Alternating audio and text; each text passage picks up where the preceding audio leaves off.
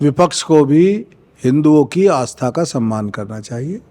ये पवित्र त्यौहार है, नव वर्ष की प्रतिपदा है, नया संवत्सर प्रारंभ हुआ है।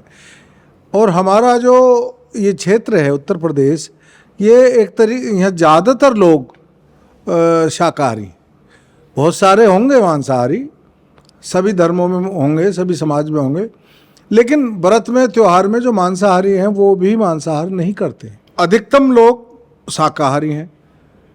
कहीं ना कहीं उनको दिक्कत होती है, उनका मन खराब होता है, तो 2 दिन 4 दिन 6 दिन अगर बंद रह जाएंगी दुकान तो कोई आफत नहीं आ रही। और मंदिर के आसपास मांस की दुकानें होनी ही नहीं चाहिए। तमाम लोगों से जो है वो बातचीत जारी है, तमाम न्यूज़ एजेंसीज जो है वो बात कर रही है।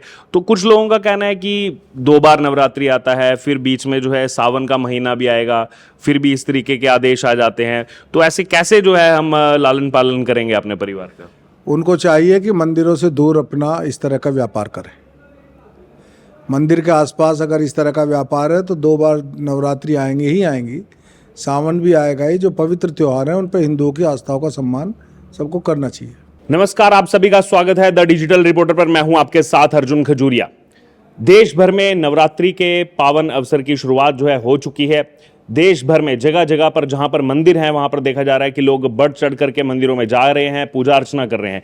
इसी बीच आपको बता दें, उत्तर प्रदेश से बड़ी खबर, जहां उत्तर प्रदेश में यह आदेश जो है उत्तर प्रदेश सरकार ने दिया है कि जो भी मंदिर हैं उसके 500 मीटर के दायरे में कोई भी अगर मांस मछली की दुकान है, कोई अगर मीट बेचता है तो वो दुकान जो है उस पर प्रतिबंध रहेगा नवरात्रों के दिन। और रामनवमी के दिन पूरे उत्तर प्रदेश में कोई भी ऐसी मांस मछली की दुकान नहीं खुलेगी। और इसी मुद्दे पर बातचीत करेंगे। हमारे साथ मौजूद हैं उत्तर प्रदेश सरकार के मंत्री सुनील कुमार शर्मा। सर, आपका स्वागत है हमारे चैनल पर। सर, सबसे पहले तो जो ये आदेश यहाँ पर दिया गया है कि 500 मीटर के दायरे में जो है कोई दुकान नहीं खुलेगी, मंदिरों के 500 मीटर के दायरे में, विपक्ष जो है वो लगातार पहले भी आपत्ति करता रहा है सरकार के फैसलों पर, अब फिर से आपत्ति कर रहा है कि लोग जो है वो अपना किराया कैसे निकालेंगे, ये जो है गलत किया जा रहा है, जानबूझ करके एक धर्म को टारगेट करने की कोशिश है। ये आरोप जो है उत्तर प्रदेश सरकार पर लग रहा है।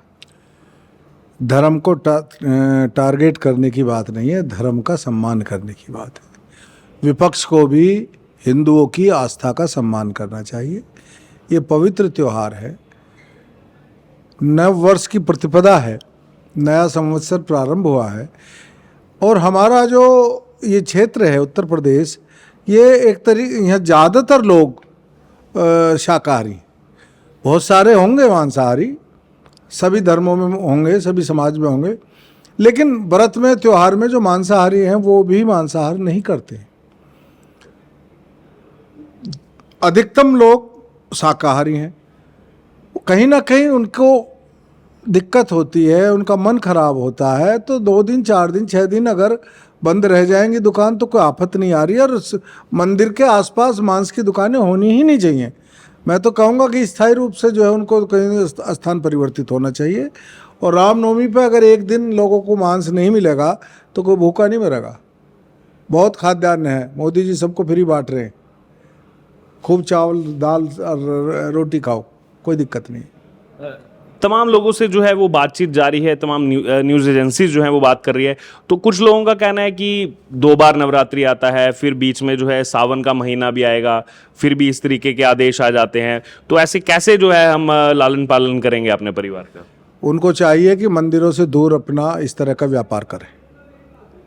मंदिर के आसपास अगर इस तरह का व्यापार है तो 2 बार नवरात्रि आएंगी ही आएंगी, सावन भी आएगा ही। जो पवित्र त्यौहार हैं उन पर हिंदुओं की आस्थाओं का सम्मान सबको करना चाहिए।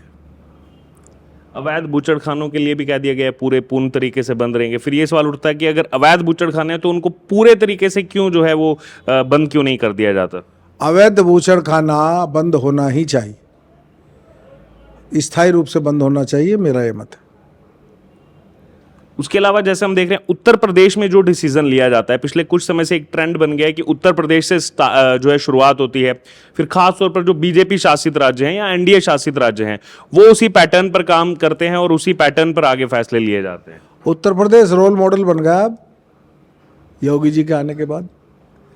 और उत्तर प्रदेश के फैसले जनहित में आस्थाओं का सम्मान करने वाले होते हैं। उत्तर प्रदेश में 67 करोड़ लोगों ने महाकुंभ में आस्था की डुबकी लगाई। सब लोग बड़े सद्भाव और प्रेम के साथ आए आस्था के साथ डुबकी लगा करके वापस गई। उत्तर प्रदेश के नाम रिकॉर्ड दर्ज हुआ है। महाकुंभ का आपने जिक्र किया, लेकिन विपक्ष इसी महाकुंभ को लेकर कहता है कि भगदड़ भी मची, कई लोगों को जान भी गंवानी पड़ी, तो ये फेल्योर है जो कहीं ना कहीं सर। विपक्ष में जो लोग बैठे हैं उन्होंने प्रारंभ से ही देश आज़ाद होने के बाद सनातन धर्म के विरुद्ध षड्यंत्र रचने का काम किया, सनातन की आस्थाओं पर चोट पहुंचाने का काम किया। आज वो विचलित हैं क्योंकि सनातन जागृत हो रहा है।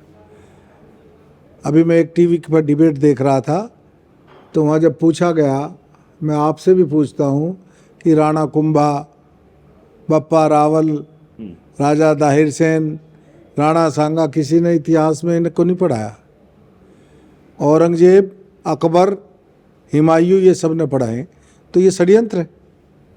यहीं से थोड़ी दूरी पर आगरा है, और सांसद जो हैं उन्होंने तो कह दिया, सपा के जो सांसद हैं, कि राणा सांगा के लिए उन्होंने जो विवादास्पद टिप्पणी की है वो क्या मतलब एक पैटर्न पर है या जानबूझ करके किया जाता है, क्या लग रहा है आपको? देखिएगा, ये उसने नहीं कहा, उससे कहलवाया गया है अखिलेश यादव जी के द्वारा।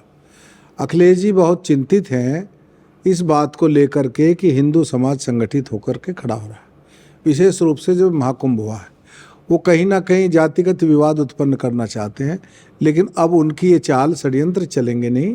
रामजी लाल सुमन से इसलिए कहा कि देखिएगा, राणा सांगा एक महान राष्ट्रभक्त, महान योद्धा, जिन्होंने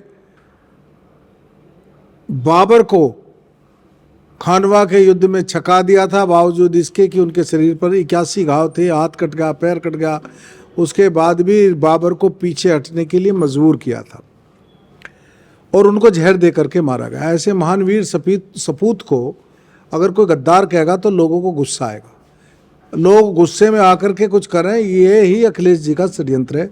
फिर कहा जाए जैसा उन्होंने प्रयास किया, लेकिन इस देश का दलित समाज राष्ट्रभक्त है।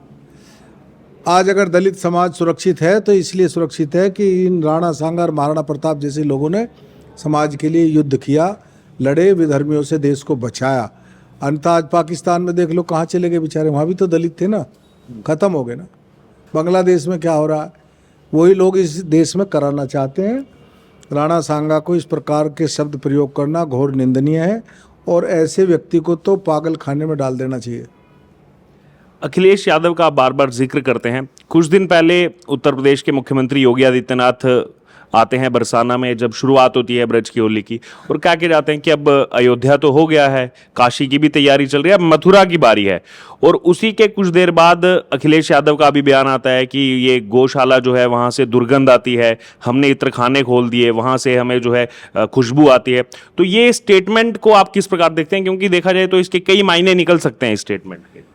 अब गौशाला में से जिसे दुर्गंध आती हो तो उसके तो स्टेटमेंट पर क्या विचार किया जाए। गौ में आस्था है पूरे हिंदू समाज की, उनको हिंदुओं में से बदबू आती है, उनको गाय में से बदबू आती है। और जिस इत्र की बात कर रहे हैं उसमें तो आपने देखा था ना कि छत में से भी नोट बरस रहे थे, दीवार में से भी नोट निकल रहे थे, मशीनें कई दिन तक गिनने में लगी रही, तो उन्हें उस नोटों की खुशबू आती है उस इत्र में से, और कुछ नहीं।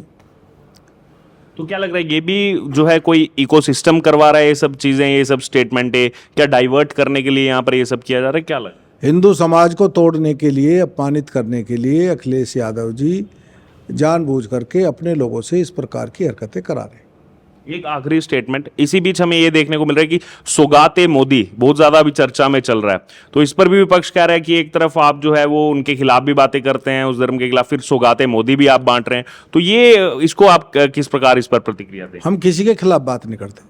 मोदी जी ने कभी किसी के खिलाफ बात नहीं करी, योगी जी कभी किसी के खिलाफ बात नहीं करते।